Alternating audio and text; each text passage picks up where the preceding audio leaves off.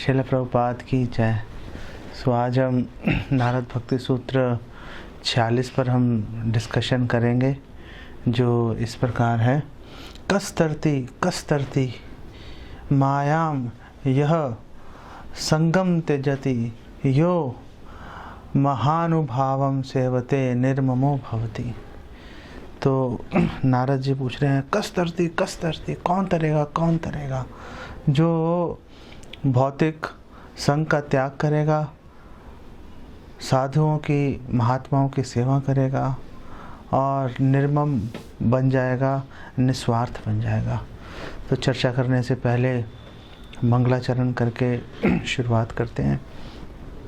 आज अनुलंबित बुझाओ कनकावदातो संकीर्तनय कपितरौ कमलायताक्षो विश्वम्भरो द्विजवरो युग धर्म पालो वंदे जगत प्रिय करो करुणावतारो वंदे श्री कृष्ण चैतन्य नित्यानंदो सहोदितो गौड़ोदय पुष्पंदो चित्रो छंदो तमोनुदो पंचतत्वात्मकं कृष्णं भक्तरूप स्वरूपकं भक्तावतारं भक्ताख्यं नमामि भक्त शक्तिकं। श्री कृष्ण चैतन्य प्रभु नित्यानंद श्री अद्वैत गदाधर शिवासदि गौर भक्त वृंदा हरे कृष्ण कृष्ण कृष्ण हरे हरे हरे राम राम राम हरे हरे।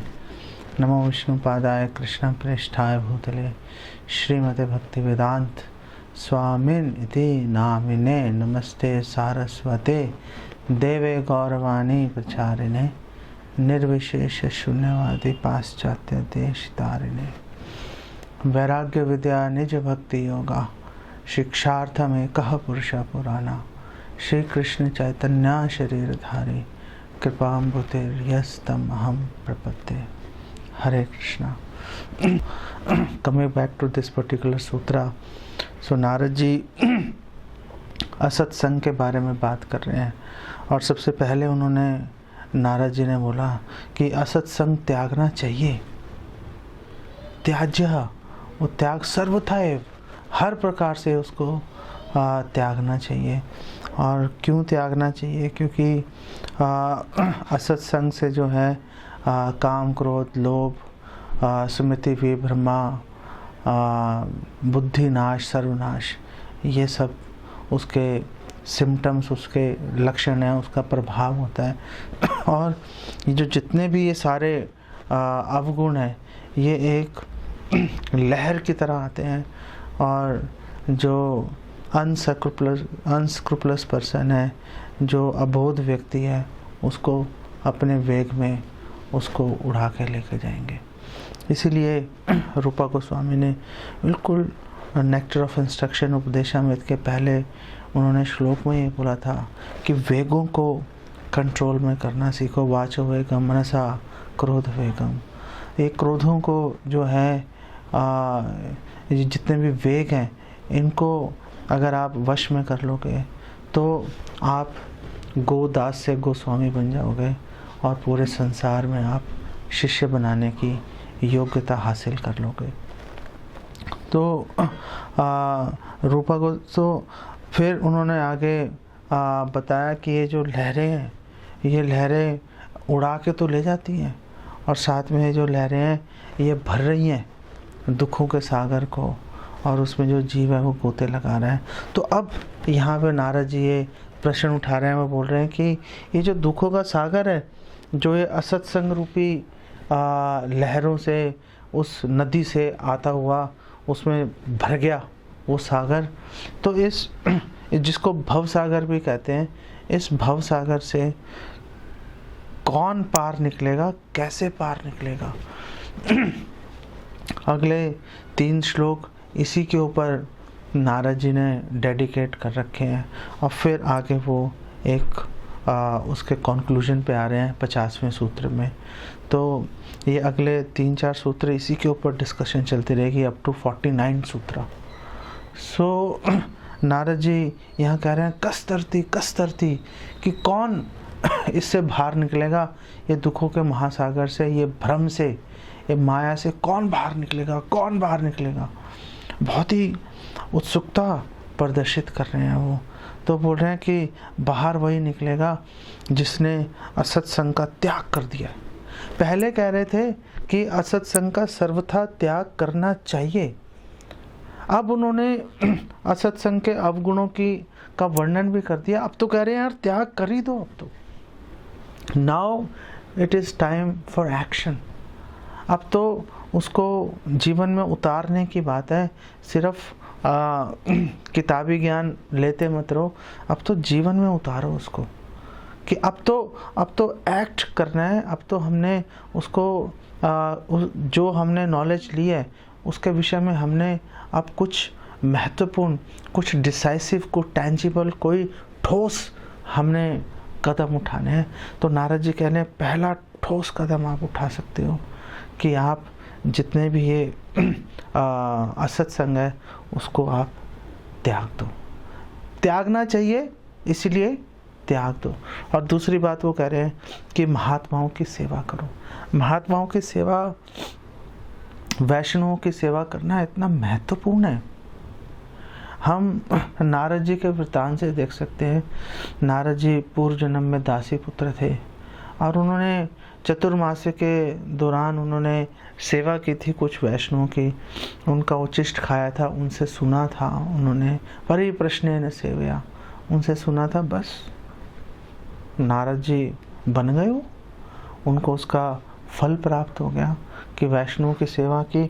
अबाध रूप से वो आध्यात्मिक भौतिक जगत कहीं पे भी वो ट्रैवल कर सकते हैं, वो कभी भी किसी से भी जाके मिल सकते हैं। भागवतम में हमें प्रसंग मिलता है कि कैसे नारद जी, उनका मन किया भगवान के दर्शन करने का, पहुंच गए द्वारका में, भगवान के महल में घुस गए और हर महल में जाके उन्होंने देखा कि भगवान अलग अलग जो उनकी क्वींस है, रानियाँ हैं, उनके साथ कैसा व्यवहार कर रहे हैं, क्या कर रहे हैं भगवान वहाँ पे। तो उन्होंने देखा हर जगह पे भगवान बिल्कुल अलग ही कार्य कर रहे हैं, कहीं पे ध्यान लगा रहे हैं, कहीं पे दान दे रहे हैं, कहीं पे यज्ञ कर रहे हैं, कहीं पे पत्नी के साथ खेल रहे हैं। तो ये नारद जी को विशेष सुविधा प्राप्त है। वो सुविधा कैसे प्राप्त हुई? महात्माओं की सेवा करने के माध्यम से। गोपाल भट्ट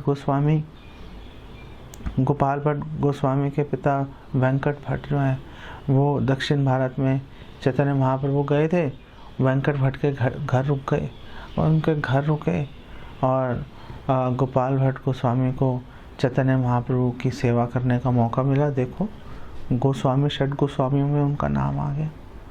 तो ये महात्माओं की, साधुओं की सेवा करने का फल होता है।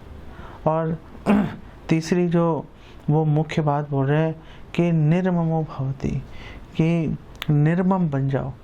भौतिक जगत में आमतौर पे निर्मम शब्द जो है वो नेगेटिवली यूज़ होता है कि ये व्यक्ति बहुत निर्मम है। निर्मम शब्द का प्रयोग होता है निर्दयी की भावना में, जबकि एक्चुअली में निर्मम का जो शब्द है तो बहुत ही प्योर वर्ड है। निर्मम का मतलब है ममत्व रहित, ममता रहित नहीं, ममत्व रहित। उसमें भावनाएं होती हैं। एक जो भक्त है उसके अंदर भावनाएं हैं, लेकिन वो ममत्व की भावना से, स्वामित्व की भावना से वो पूरी तरह से मुक्त होता है और वो संग त्याग करता है, वैष्णवों की, महात्माओं की सेवा करता है, निर्मम होकर, निस्वार्थ होकर। कोई भी उसके अंदर किसी भी तरह का कोई अल्टीरियर मोटिव, कोई स्वार्थ, उसका निजी स्वार्थ नहीं होता।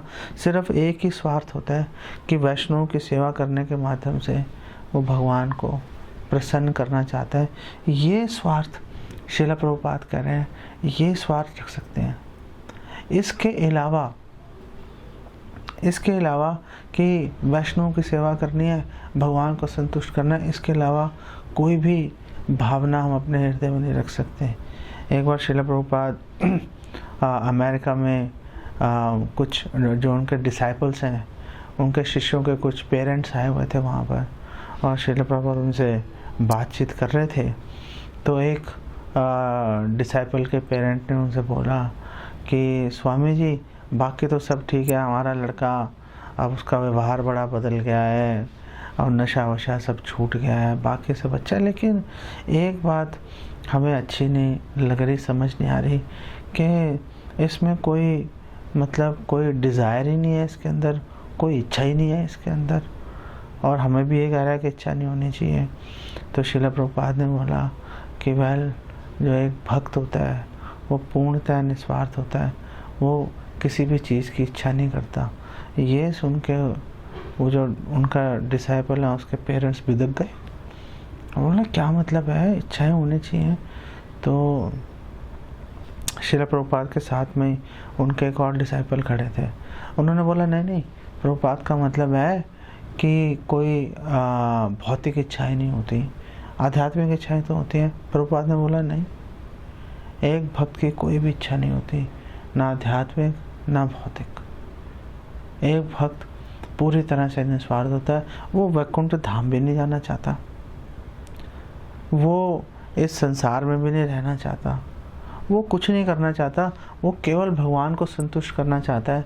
अगर भगवान की संतुष्टि इसमें है कि धाम चला जाए, अच्छा जी धाम चले जाता हूँ।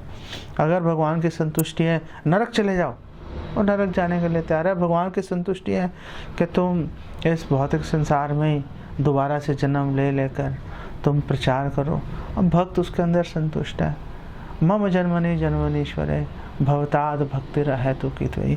बस वैष्णव को भक्ति का मतलब अहेतु की भक्ति, निस्वार्थ सेवा का। एक भक्त को यही आशा रहती है कि उसको वो अवसर मिलता रहे। इसलिए यहाँ पे नारद जी कह रहे हैं कि निर्मम भवति, कि निर्मम होकर जो है वैष्णव की सेवा करनी चाहिए, और असत्संग जो है उसका त्याग करना चाहिए। भागवतम 11:26 में भी बिल्कुल यही बात भगवान कृष्ण उद्धव जी को कह रहे हैं, और वो बोल रहे हैं ततो दुःसंग उत्सृज्या, कि दुःसंग जो है, जो बैड एसोसिएशन है, असत्संग है, उसको उत्सृज्या, उसको त्याग दो।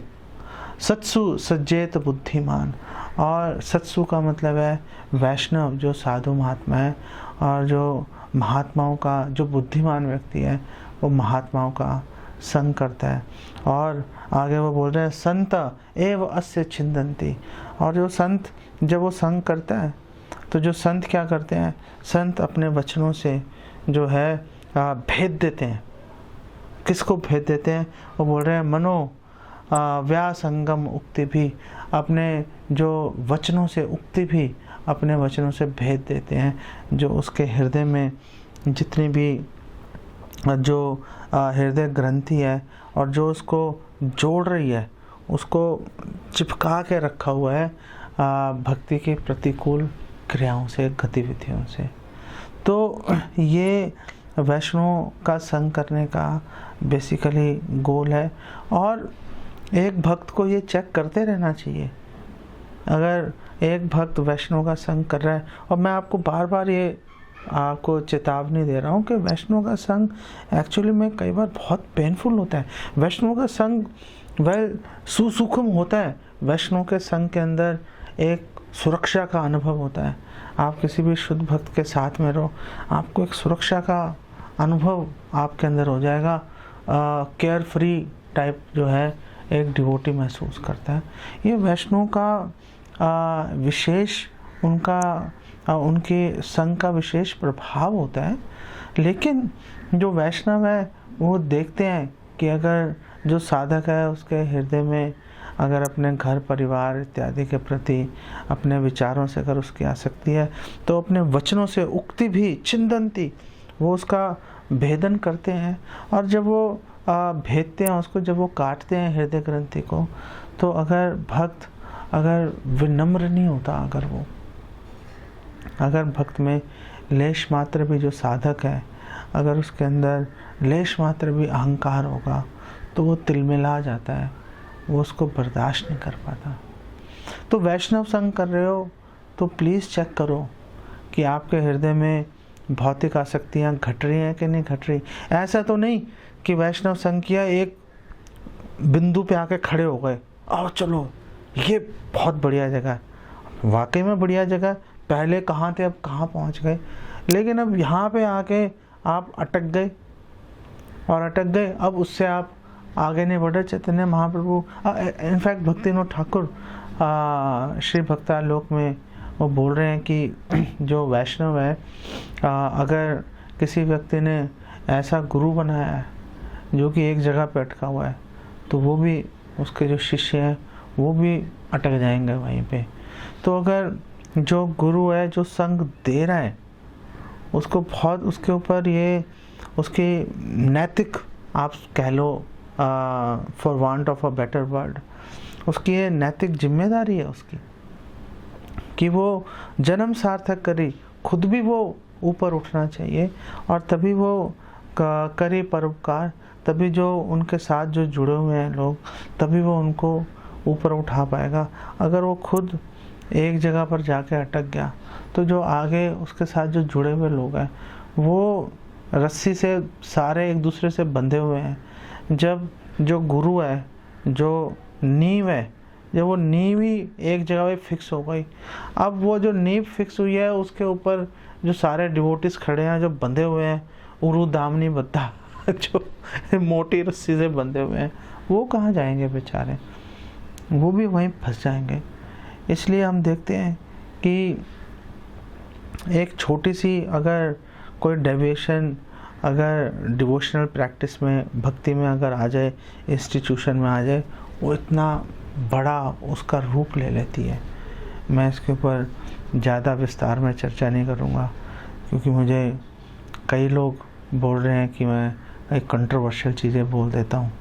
सो मैं कोशिश कर रहा हूँ कि विवाद से थोड़ा बच के रहूं और पॉइंट पे फोकस करूं। पॉइंट बेसिकली ये है कि जो हल्की सी भी अगर, हल्का सा भी अगर भटकाव आया, वो आगे जाके पूरा एक पता चलता है कि दिशा ही बदल जाती है, कहीं का कहीं कोई व्यक्ति पहुंच जाता है। पीछे अभी अखबार तो खैर मैं नहीं लेता, लेकिन एक डिवोटी ने मुझे एक फेसबुक पोस्ट भेजी थी किसी की, उसमें व्यक्ति जो है एक नॉन डिवोटी है, बेसिकली एक साधारण नॉन डिवोटी मीन्स जैसे हिंदुस्तान में आमतौर पे लोग होते हैं। उसने बहुत प्रेस की इस्कॉन की, तो इस्कॉन की प्रशंसा की। तो जब मैंने शुरू किया पढ़ना तो अच्छा लग रहा था। उसने कहा देखो इस्कॉन कितनी महान संस्था है। वेल, महान संस्था है। उन्होंने कहा देखो ये लोगों को, गरीब लोगों को खाना खिला रहे हैं और ये लोग नर सेवा नारायण सेवा को चरितार्थ कर रहे हैं। मेरा दिमाग ख़राब हो गया ये पढ़ के। लेकिन अब क्या करोगे आप, एक आप थोड़ी सी ढील छूट दे दो, वो पता चलता है कि लोग कहीं से कहीं पहुंच जाते हैं। तो आज लोग जो हैं इस्कॉन की तारीफ़ कर रहे हैं एक फिलैंथ्रोपिक एक्टिविटीज़ के लिए। भक्तिविनोद ठाकुर ने बहुत सख्त हिदायत दी है श्री भक्त्यालोक में कि एक भक्त को फिलैंथ्रोपिक, ये समाज कल्याण के काम में बिल्कुल उसको नहीं लगना चाहिए। उसके बावजूद क्यों नहीं लगना चाहिए? क्योंकि सब लोग तारीफ़ करेंगे, प्रशंसा करेंगे और हमारे पास टाइम नहीं है। हम तो सर्वश्रेष्ठ सामाजिक कल्याण करना चाहते हैं और सर्वश्रेष्ठ सामाजिक कल्याण है लोगों को उनकी इच्छा के विरुद्ध ज़बरदस्ती उनको भगवान की सेवा में नियोजित करना, भगवान कृष्ण के चरणों के प्रति के पास उनको लेके आना। उसमें अगर आपने शक्ति लगानी है भाई, तो उसमें शक्ति लगाओ। अगर आपने शक्ति लगानी है, शक्ति है आपके पास, कैपेबिलिटीज़ है, अपॉर्चुनिटी है, तो उसको भक्तिविनोद ठाकुर कह रहे हैं सामाजिक कल्याण के कार्य में बिल्कुल मत लगाओ। उसको लगाने से आपको नुकसान होगा, फ़ायदा नहीं होगा इन टर्म्स ऑफ डिवोशन, भक्ति के दृष्टिकोण से। बाकी तो जो चल रहा है उसको रोक ही नहीं सकते।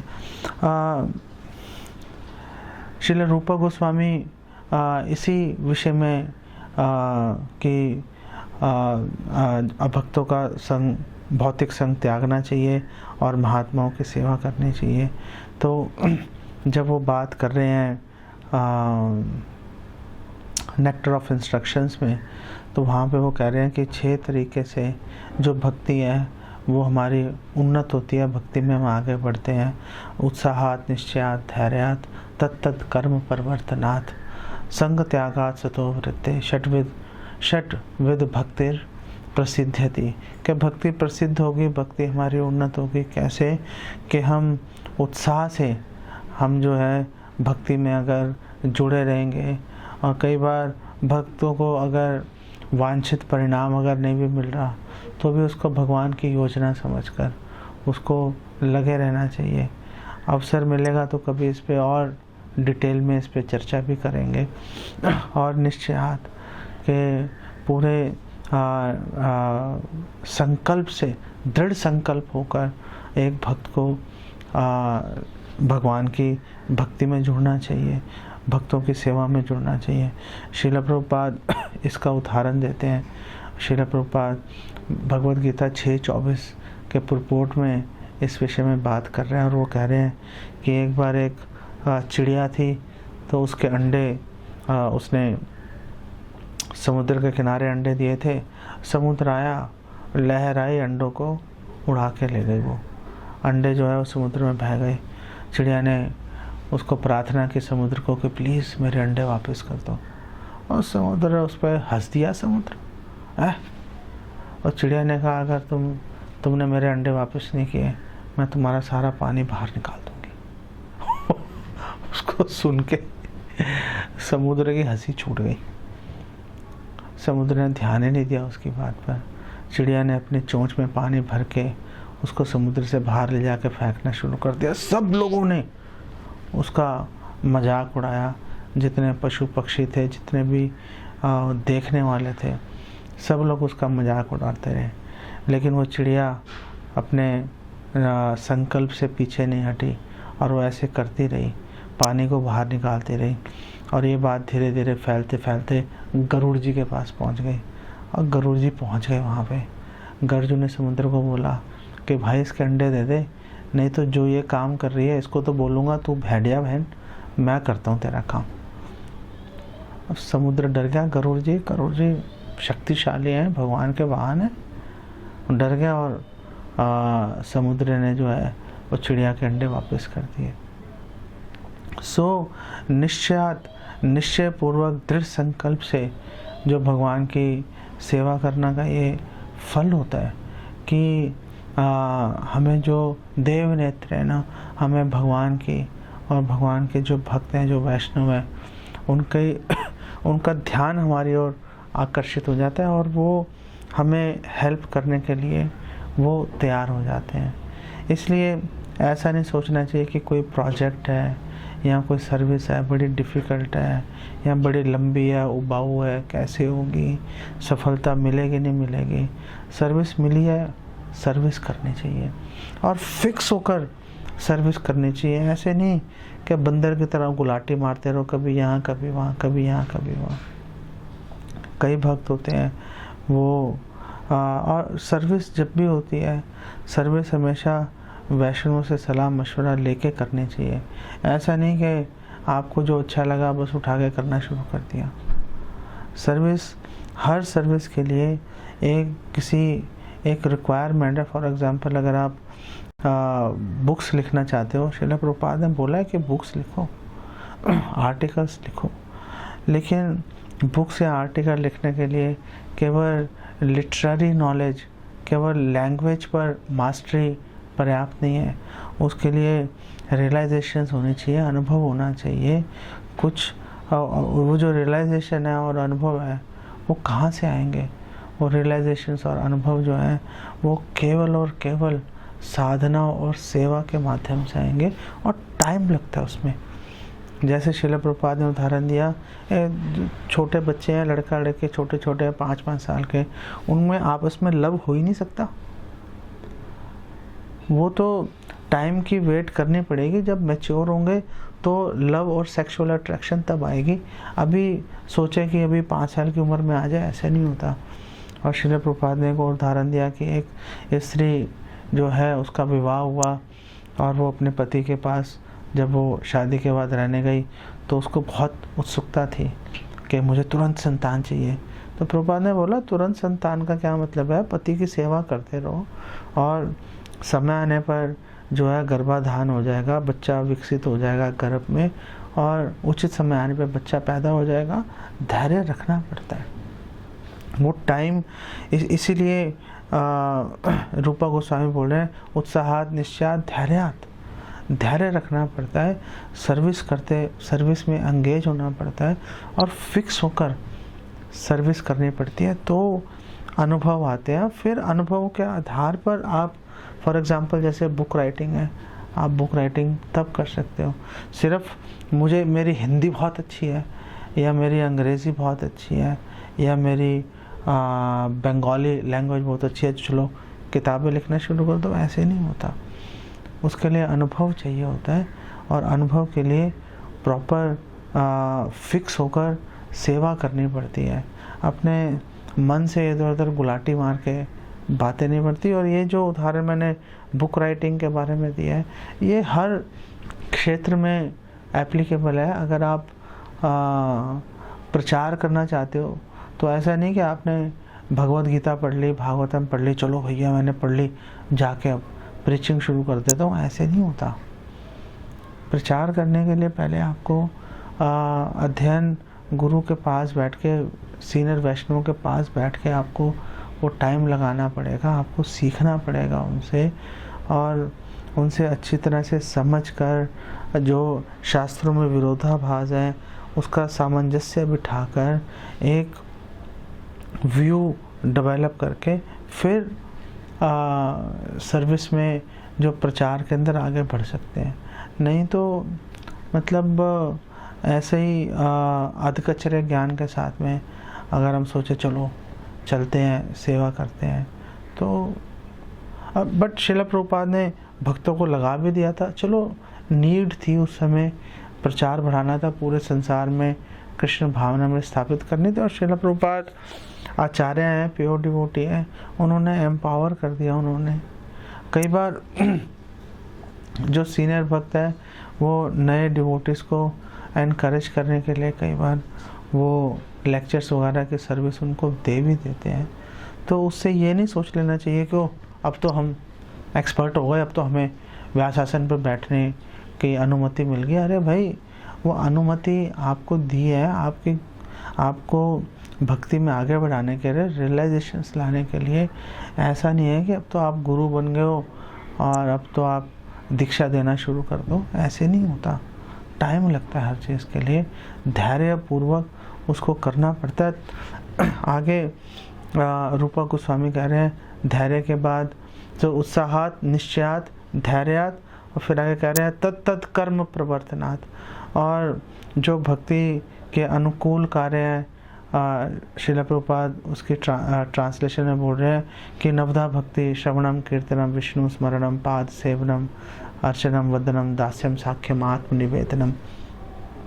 ये जो नवधा भक्ति है, जो रेगुलेटिव प्रिंसिपल्स है, तत्त कर्म प्रवर्तनात्, उसको फॉलो करना, भगवान की सेवा में, भगवान की सेवा के निमित्त जो भी कार्य हैं उसमें प्रवृत्त करना। और फिर उन्होंने आगे बोला संग त्यागात, कि असत्संग को त्याग देना चाहिए, असत्संग को त्यागना बहुत महत्वपूर्ण है।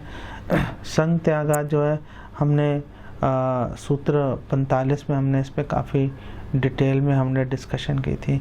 तो आज मैं फोकस करूँगा संग त्यागात सतोवृत्ति, कि जो वैष्णव की सेवा कैसे करनी है, वैष्णव की सेवा के अंदर किन किन चीज़ों का हमें ध्यान रखना है, क्या सावधानियाँ रखनी है, क्या रूल्स रेगुलेशन होते हैं, कैसे चल रहा है, इतने सारे निर्देश हैं, विधि विधान है, उसको कैसे हम रिकंसाइल करें। तो बेसिकली जो ये आज का जो ये डिस्कशन है, वो डिस्कशन बेसिकली भक्ति विनोद ठाकुर श्री भक्तालोक में इस विषय पर चर्चा कर रहे हैं, सतोवृत्ति के ऊपर। तो उसके कुछ 1-2% उसमें से उठा के उस पर बात कर रहा हूँ। और शिला भक्तिविनोद ठाकुर कह रहे हैं कि जो सतोवृत्ति है, जो वैष्णव की सेवा है, जो साधुओं के चरण चिन्हों के ऊपर जो चलना है, उनका जो अनुसरण जो करना है, उसके लिए वो कह रहे हैं कि उसका जो पालन है वो आपको वर्णाश्रम धर्म के अनुसार आपको करना पड़ेगा। गृहस्थ के लिए इसका अलग मतलब है और एक सन्यासी के लिए इसका अलग मतलब है। और श्रील भक्तिविनोद ठाकुर ने भागवतम के 11वें स्कंद के 18वें अध्याय के 42वें श्लोक का उन्होंने वहाँ पर प्रमाण दिया और उन्होंने बोला कि भिक्षुर धर्मा शमो अहिंसा, कि जो भिक्षुर जो सन्यासी है उसका सतोवृत्ति उसके लिए क्या मतलब है कि शमो, कि समभाव से उसको इक्वामिनिटी, उसको समभाव से सब लोगों को देखना है। और अहिंसा, नॉन वायलेंस, यहाँ पे अहिंसा का मतलब ये है कि एक जो सन्यासी है वो कृष्ण भक्ति के अलावा अपने मुंह से कोई और बात निकालेगा ही नहीं। वो एक्सक्लूसिवली पूरी तरह से वो केवल और केवल कृष्ण एक शरणम, वो खुद तो कृष्ण एक शरणम है ही और दूसरों को भी वो कृष्ण की केवला भक्ति की ओर ले जाने की वो कोशिश में लगेगा जो सन्यासी है। तो एक सन्यासी का जो सतोवृत्ति का मतलब ये है कि जो सन्यासी है वो समभाव से लोगों को देखेगा, किसी से बैर नहीं करेगा। वो ऐसा नहीं कि किसी से प्रेम है, किसी से शत्रुता, लेकिन समभाव का यह मतलब नहीं है कि आप वैष्णव के पास जाओ, गाली गलौज करो, थप्पड़ मारो उसको, वो फिर भी आपको गले लगाता रहेगा। वो जो वैष्णव है उसके, उसी वैष्णव के, उसी साधक के, उसी व्यक्ति के फायदे के लिए उसकी उपेक्षा कर देते हैं। कई बार उससे दूरी बना के चलते हैं कि ये कहीं पर हमारे से मिलेगा तो वैष्णव प्रार्थना करते हैं। तो कई बार कोई भक्त अगर ठीक से व्यवहार नहीं कर रहा होता तो वैष्णव उनसे दूरी बना लेते हैं। इसका मतलब ये नहीं है कि वो उनसे ईर्ष्या करते हैं, घृणा करते हैं, हट बेकार भक्त है। वो दया की दृष्टि से जो है उससे दूरी बना लेते हैं ताकि उसका ज़्यादा उसका नुकसान नहीं हो जाए। पहले ही मन में ईर्ष्या की भावना, और हमारे शास्त्रों में बोला है कि जो ईर्ष्या है वो एक लोहे की गेंद है। और लोहे की गेंद चलो कोई बात नहीं, लेकिन वो कह रहे हैं कि वो एकदम गरम लाल सुर्ख गेंद है और हमने उसको अपनी बगल में हमने उसको दबा के रखा हुआ है। तो अगर हृदय में ईर्ष्या द्वेष आ जाए वैष्णवों के प्रति तो उससे एक भक्त को खुद ही, एक जो जिसके हृदय में ईर्ष्या है वो खुद ही जलता भुनता रहता है, दूसरे को फर्क पड़े ना पड़े पता नहीं चलता। तो समभाव होने का मतलब ये नहीं है कि वो सभी को गले से लगाता रहेगा। समभाव होने का मतलब ये भी है कि यथा योग्य व्यवहार करता है वो। अगर वैष्णव, अगर कोई व्यक्ति उनको लगता है कि वो अप्रिशिएट नहीं कर पा रहा तो उनसे वो एक दूरी बना लेते हैं ताकि वो अपराध नहीं कर पाए। और अहिंसा के बारे में तो हमने बात कर ली।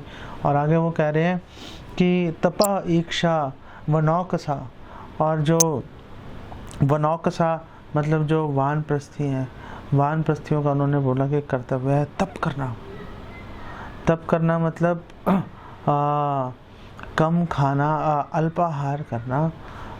तप का मतलब है कि अपनी जो इंद्रियां हैं उनको वो भूखा रख के अपनी इंद्रियों को कमज़ोर कर देते हैं ताकि जो इंद्रियों का जब वेग है, उनका जो वेग है वो धीरे धीरे शिथिल हो जाए और वो आसानी से उसको काबू कर पाए। जब जानवरों को पकड़ा जाता है, जब उनको सिधाया जाता है, तो आपने देखा होगा कि जो जानवर है पहले उनको भूखा रखा जाता है, और जब जानवर भूखे रहते हैं, प्राण निकलने वाले होते हैं, तो जो ट्रेनर है, जो प्रशिक्षक है, वो आता है और उसको कुछ थोड़ा सा खाने के लिए दे देते हैं।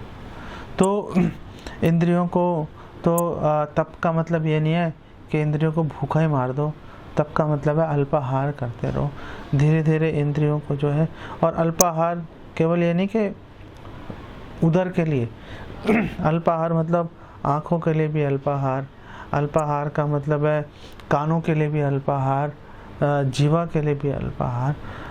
जितनी भी हमारी इंद्रियां, मन है, ये छहों के लिए कुछ भोजन दो और भूखा रखो, कुछ भोजन दो भूखा रखो। जैसे एक जानवर को, एक पशु को सिधाया जाता है, ऐसे करेंगे तो जो इंद्रियां वो वश में आ जाती हैं, मन वश में आ जाता है। तो उन्होंने बोला कि जो एक वानप्रस्थी है उसका कर्तव्य है कि वो तप करे। और ईक्षा का मतलब है कि जो वानप्रस्थी है जिसने ग्रह त्याग कर दिया है, वो जो वानप्रस्थी है उसका कर्तव्य है कि वो इस बारे में विज्ञान, ये अनुभव जो है प्राप्त करे कि वो शरीर नहीं आत्मा है। तो तपस्या से ये जो उसका उद्देश्य है, पर्पस है, वो भी हल हो जाता है। अब तपस्या करेगा तो मैं शरीर हूँ, इससे जो आसक्ति धीरे धीरे घट जाती है और व्यक्ति अपने आप को शरीर से अलग होकर देखना शुरू कर देता है। आगे वो बता रहे हैं कि जो गृहस्थ व्यक्ति है उसका क्या उसका सतोवृत्ति उसके लिए क्या है। और वो बोल रहे हैं कि ग्रहिणो भूत रक्ष इज्जा, और जो घर में रह रहा है, जो गृहस्थ व्यक्ति है, उसका कर्तव्य है कि जो बाकी के 3 जो आश्रम हैं, जो सन्यासी हैं, वानप्रस्थी हैं और जो ब्रह्मचारी हैं, उनकी रक्षा करे। रक्षा का मतलब उनको दान दे। जो लोग पैसा कमा रहे हैं, अगर वो दान नहीं दे रहे तो समझो प्रॉब्लम है। और दान देने का सबसे बेस्ट तरीका है कि आप एक फिक्स्ड अमाउंट, आप ये सोच के चलो कि कम से कम इतना तो मैं हर महीने दान दूंगा ही दूंगा। ऐसा नहीं सोचना चाहिए कि चलो ज़रूरत पड़ने पर दान दे देंगे। आप की जो त्याग की भावना वो तभी सुदृढ़ होगी जब आपको पता होगा कि हाँ, मैं पूरा महीना कार्य करके जो मेरे को धन प्राप्त होगा वो मुझे इतना पोर्शन उसमें से दान देना ही है। तो उससे एक विरक्ति की भावना उससे मन में आ जाती है। नहीं तो अवसर की तलाश में रहेंगे, और कई बार अवसर आता है, कई बार नहीं आता। कई बार अवसर आने पर आप उपलब्ध नहीं हो, आपके पास साधन उपलब्ध नहीं है, तो अड़चनें आ जाती हैं। अगर हर महीने आप एक फिक्स्ड अमाउंट अगर आप देते रहोगे, श्रील प्रभुपाद ने बोला था 50% दे दो।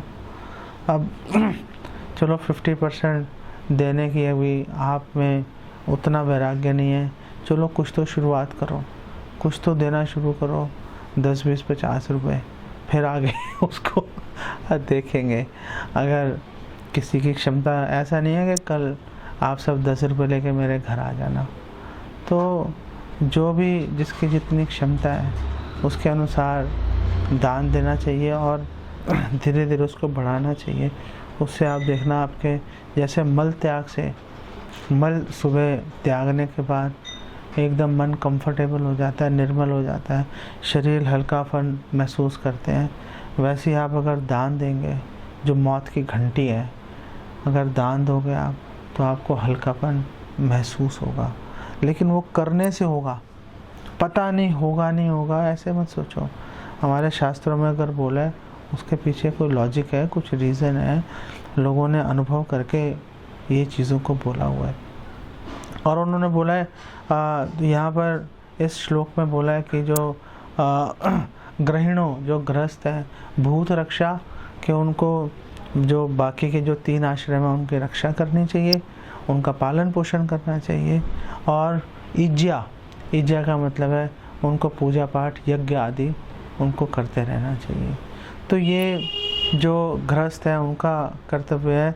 और फिर जो ब्रह्मचारी है, ब्रह्मचारी के बारे में इस श्लोक में बताया है कि जो द्विजस्य आचार्य सेवनम, कि द्विजस्य जो ब्रह्मचारी है उसको विनीत भाव से जो शमित पाणी श्रोत्रियम, शमित पाणी का मतलब बहुत ही विनीत भाव से हमेशा सेवा के लिए तैयार हैं, सेवा के लिए तैयार रहने के भाव से उनको हमेशा आचार्य की, गुरु की, वरिष्ठ वैष्णव की सेवा में उनको संलग्न रहना चाहिए। तो ये आश्रम के दृष्टिकोण से है। और वर्ण के दृष्टिकोण से अगर हम देखें तो भगवान कृष्ण भगवद गीता में बता रहे हैं कि जो ब्राह्मण है उसके 6 कार्य हैं, यजन, याजन, पठन, पाठन, दान, प्रतिग्रह, कि उसको यजन, याजन, यज्ञ करना चाहिए, यज्ञ करवाना चाहिए, याजन यज्ञ करवाना चाहिए, पठन उसको शास्त्रों को पढ़ना चाहिए, पाठन शास्त्रों को पढ़ाना चाहिए, दूसरों को नॉलेज देनी चाहिए, उनको इंस्ट्रक्शंस पास करने चाहिए, और दान, प्रतिग्रह उनको दान स्वीकार करना चाहिए, प्रतिग्रह दान उनको देना भी चाहिए। ये 6 कार्यों में एक जो ब्राह्मण है उसको संलग्न रहना चाहिए। और जो क्षत्रिय हैं, क्षत्रियों का कर्तव्य है कि जो प्रजा है, जो सिटीजन्स हैं, उनकी रक्षा करें और आधुनिक परिवेश में बात करें तो अच्छी तरह से चीज़ों की मैनेजमेंट करें, ताकि जो ब्राह्मण हैं, जो आपके वैश्य, शूद्र इत्यादि हैं, उनको भगवान की भक्ति में लगने का उनको अच्छे से अवसर प्राप्त हो जाए। पैसे से हर काम नहीं होता, कई बार पैसा सामने पड़ा होता है, क्योंकि अगर प्रॉपर मैनेजमेंट नहीं है धरा का धरा रह जाता है, वेस्ट हो जाता है पैसा। कई बार पैसा नहीं भी होता ज़्यादा, लेकिन मैनेजमेंट बहुत अच्छी होती है तो भी मुश्किल से मुश्किल काम भी आसान हो जाता है। तो क्षत्रियों का कार्य भी बड़ा महत्वपूर्ण है। जितने भी टेंपल प्रेसिडेंट्स हैं बेसिकली ये क्षत्रिय स्वभाव के होने चाहिए। एक क्षत्रिय स्वभाव का मतलब है कि उनके मैनेजमेंट में रुचि है, सब लोगों को वो सेवा करने के अवसर उपलब्ध करा रहे हैं, सबकी रक्षा कर रहे हैं, सबका ध्यान रख रहे हैं। लेकिन निर्ममो भवति, निर्मम भाव से, ममत्व की भावना से, स्वामित्व की भावना से रहित होकर ये कार्य करना चाहिए। आमतौर पे हम देखते हैं कि जिस भक्त के पास में मैनेजमेंट की बड़ी मुश्किल सर्विस होती है वो कहीं ना कहीं राग द्वेष के अंदर फंसी जाता है वो, और राग द्वेष के चलते वो किसी न किसी वैष्णव की उपेक्षा कर देता है, किसी वैष्णव के प्रति अपराध करता रहता है। हालांकि प्रभुपाद सर्विस क्योंकि ये डिफ़िकल्ट है और प्रभुपाद प्रोटेक्ट करते हैं, लेकिन फिर भी ज़बरदस्ती मतलब किसी का अपराध, किसी के प्रति अपराध करने से बचना चाहिए। उसके लिए ट्रेनिंग की बड़ी आवश्यकता होती है। और जो क्षत्रिय है उसको हमेशा एक ब्राह्मण के अनुगत रहना चाहिए। जो आमतौर पे अगर वो टेंपल प्रेसिडेंट समझे कि अब तो मैं सर्वे सर्वा हो गया तो वो बात नहीं चलती। एक जो क्षत्रिय टेंपल प्रेसिडेंट हैं उनको जो ब्राह्मण वृत्ति के लोग हैं, जो शास्त्रों के जिन्होंने अध्ययन किया है उसका सार को समझा है और उनको अनुभव किया है, रियलाइजेशन है उनके पास में, जो टेंपल प्रेसिडेंट उनका कर्तव्य है कि उनको ऐसे ब्राह्मणोचित जो भक्त हैं उनकी हेल्प लेनी चाहिए, उनसे मार्गदर्शन लेना चाहिए। और जो शूद्र हैं, और शूद्र की उन्होंने बात की, भगवान कृष्ण बात कर रहे हैं, जो शूद्र है उसका कर्तव्य है कि सर्विस करना। और भक्तिनोद ठाकुर यहाँ पे क्लैरिफाई कर रहे हैं भक्तालोक में, श्री भक्तालोक में, और भक्तिनोद ठाकुर कह रहे हैं कि जो शूद्र है उसको केवल ब्राह्मणों की सेवा करनी चाहिए। मुख्यतः ब्राह्मणों की सेवा करो, वैष्णवों की सेवा में उसको लगना चाहिए। और फिर भक्तिनोद ठाकुर श्री भक्तालोक में शूद्र से नीचे के जो लोग हैं, जैसे शंकर हो गए, अंत्यज हो गए, उनके विषय में भी बात कर रहे हैं और बोल रहे हैं कि ऐसे लोगों को ट्रेडिशनली जैसे वो उनका पारिवारिक काम धंधा चल रहा है, जैसे कोई कुम्हार है, कोई नाई है, कोई लुहार है, इस टाइप से कोई लोग जो हैं इस प्रवृत्ति में लगे हुए हैं, तो भक्तिनोद ठाकुर का ये सुझाव है कि उन लोगों को उसके अनुसार ही सेवा के अंदर उनको संलग्न रहना चाहिए, जो पीछे से पारिवारिक वो चल रही है। भक्ति विनोद ठाकुर इसलिए यहाँ पे कह रहे हैं कि ये जो वर्ण और आश्रम के आधार पर जो सेवा में संलग्न होने सत्ववृत्ति है, लेकिन वो यहाँ पे कुछ महत्वपूर्ण पॉइंट्स यहाँ पर लेके आ रहे हैं, और मैं चाहता हूँ कि आप लोग प्लीज़ इसको बहुत ध्यान से सुने। बहुत ही महत्वपूर्ण सूचना है ये। और भक्ति विनोद ठाकुर बात कर रहे हैं, और वो श्री चैतन्य महाप्रभु और रामानंद राय के बीच में जो डिस्कशन हुई थी दक्षिण भारत में, उसका उल्लेख कर रहे हैं। और भक्ति विनोद ठाकुर बोल रहे हैं कि जब रामानंद राय ने बोला था कि वर्णाश्रम धर्म का पालन करना ही अच्छी तरह से यही जीवन का लक्ष्य है, न अन्यत तत्तोष कारणम, और इसके अतिरिक्त भगवान को प्रसन्न करने का कोई और अन्य कारण नहीं है। तो चैतन्य महाप्रभु ने बोला था, ए हो भाई, ये तो भाई है, कुछ और बताओ तो थोड़ा मन को अच्छा लगेगा। तो इस परिप्रेक्ष्य में भक्ति विनोद ठाकुर बोल रहे हैं कि जो वर्णाश्रम धर्म बाह्य की जब बात कर रहे हैं, तो बाह्य का मतलब वो चैतन्य महाप्रभु उसको रिजेक्ट नहीं कर रहे। बाह्य का मतलब है कि ये साधन है, और इस साधन का जो गोल है, इस साधन का जो लक्ष्य है वर्णाश्रम धर्म का, कि भगवान की सेवा में नियोजित होना है।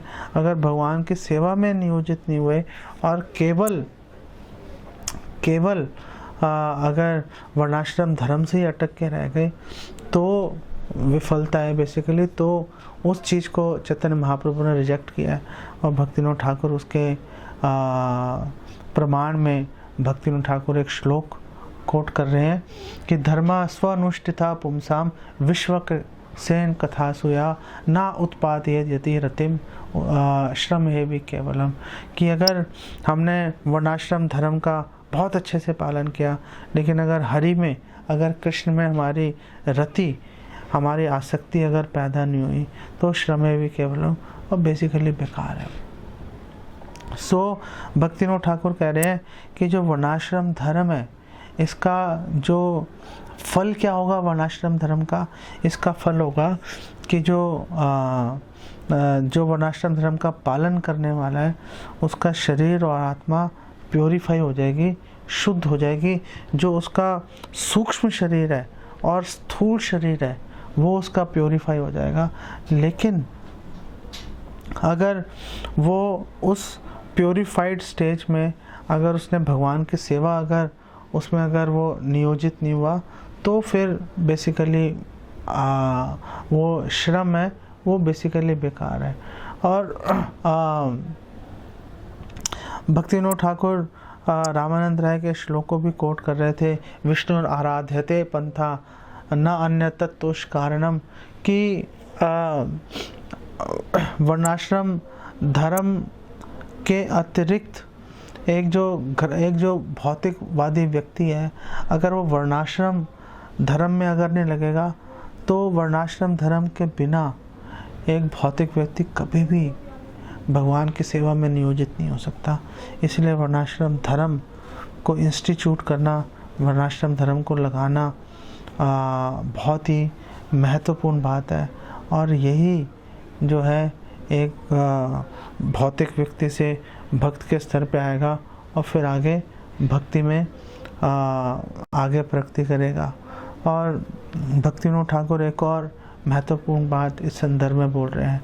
भक्ति विनोद ठाकुर नरोत्तम दास ठाकुर को कोट कर रहे हैं। वो बोल रहे हैं कि महाजनेर यही पथ ताते हब अनुरथ पूर्वा पर करिया विचार, कि मैं जो है जो पूर्ववर्ती आचार्य और जो परवर्ती जो बाद में आने वाले जो आचार्य हैं, महाजन हैं, मैं उनके चरण चिन्हों पे चलूँगा, उनके बताए हुए निर्देशों का पालन करूँगा।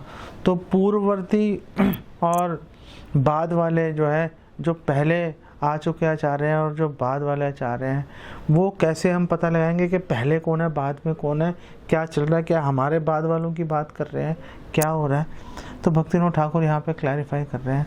भक्तिविनोद ठाकुर कह रहे हैं कि पूर्ववर्ती और परवर्ती जो बाद में आने वाले और पहले आने वाले हैं, वो डिसाइड होगा चैतन्य महाप्रभु से।